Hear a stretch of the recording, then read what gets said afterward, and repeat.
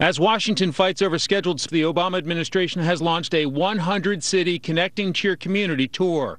Beaverton, Oregon was the first stop on February 14th, and representatives of the White House, Department of Labor, EPA, Transportation, and HUD were sent to promote federal aid and spending.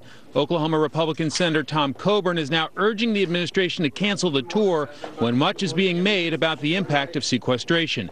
In this letter sent Thursday to the White House Office of Management and Budget, Coburn wrote, quote, "It is somewhat surprising, therefore, for the White House to be headlining a 100-city government spending tour." What we've asked for is how many people are going on the tour, what's it going to cost, what are the other cities, and why are we doing this, if not for political means to exacerbate the effects of the sequester.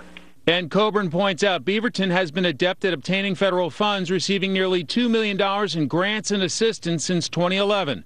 At the White House, the press secretary didn't have many details, but said this tour isn't a big deal. You can find an individual thing and say that this could be cut, and maybe it should be, whatever it is, but it represents a drop in the bucket to an $85 billion cut. Everything is a drop in the bucket. That's why we're $16.6 trillion in debt.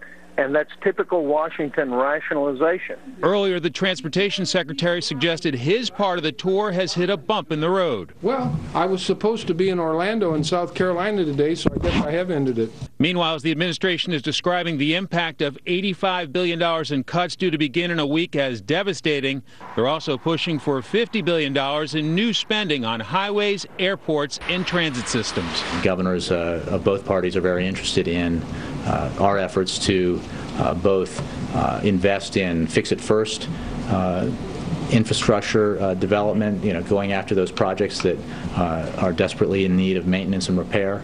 The Office of Management and Budget has not responded to our request for comment on the senator's letter. Meanwhile, Coburn says if he finds the goals of this 100-city tour are worthy, he'd suggest doing it by teleconference to spread the word but save on travel and other expenses. Though considering the nation's debt, Coburn is inclined to say that most likely we cannot afford to do it. Brett? Mike, thanks.